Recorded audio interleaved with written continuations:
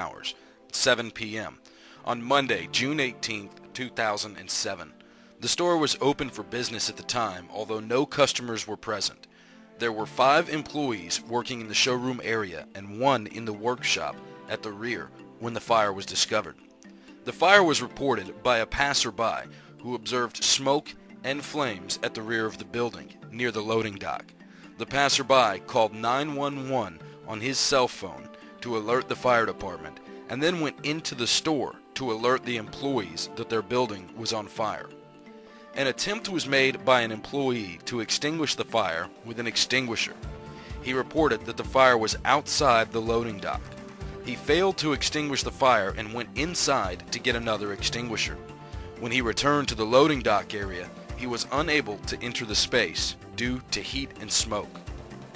At this time, Battalion Chief 4 was approaching the scene, and he reported a column of smoke visible as he responded. Upon his arrival, he pulled into the driveway on the west side of the fire building and observed a fire immediately in front of the loading dock, with flames reaching above the roofline. The initial report from Battalion 4 indicated trash and debris burning outside the building.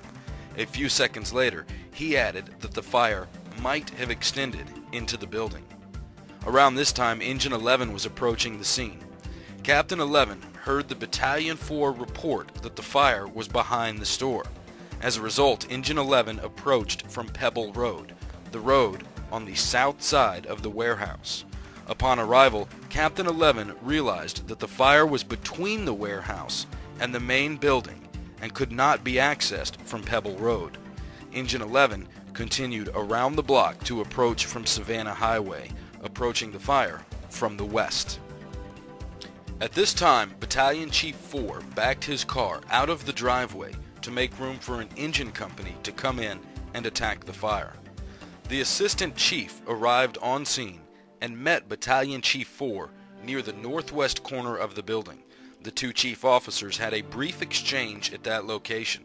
The Assistant Chief indicated that he would go inside the store to check for fire extension into the building, while Battalion Chief 4 should go to the west side of the building and direct operations in that area. Engine 10 was the first fire company to arrive at the front of the building and was directed to back down the driveway on the west side of the Sofa Superstore. Battalion Chief 4 then advised the Assistant Chief that the fire had extended into the building.